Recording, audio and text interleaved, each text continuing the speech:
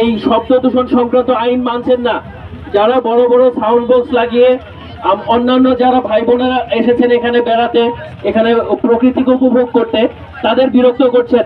এটা করার অধিকার কারণে নেই। সম্মানিত নৌকার মাঝি যারা আছেন তাদের দৃষ্টি আকর্ষণ করছি, আজকে আমরা বেসিক্যালি জনসচেতনমূলক ভাবে বলে যাব, কিন্তু এরপর থেকে কিন্তু এই ধরনের অভিযোগ এলে আমাদের আইনগত ব্যবস্থা গ্রহণ করতে হবে। বিশেষ করে বড় বড় নৌকাগুলোতে গত 2-1 বছর আগেও কিন্তু এখানে একটা দুর্ঘটনা ঘটেছিল।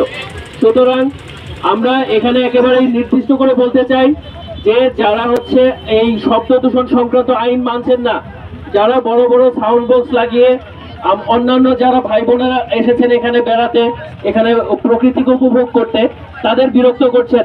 এটা করার অধিকার কারণে নেই। এটা আইনগতভাবে একটি অপরাধ। সুতরাং সাউন্ড বক্স লাগিয়ে এভাবে জনসাধারণকে উত্তক্ত করা যাবে না। দুই পাশে দোকান বসে মানুষের যাতায়াতের সমস্যার সৃষ্টি করা যাবে না। এখানে মানুষ আনন্দ ভ্রমণ করতে আসে, বিরক্ত হতে নয়। সুতরাং কাউকে বিরক্ত করার অধিকার আমাদের কারোরই নেই। আমরা সেই আইনটাকে এখানে মান্য করতে চাই। তাহলে আপনার নৌকার মাঝিদের প্রতি অনুরোধ, আপনারা সাউন্ড বক্স তুলবেন না। কেউ যদি নৌকায় খালি গলায় গান গাইতে চায় গান গাবে, কিন্তু এভাবে করে সাউন্ড বক্স বাজিয়ে এভাবে করে মানুষকে উত্তক্ত করা যাবে না।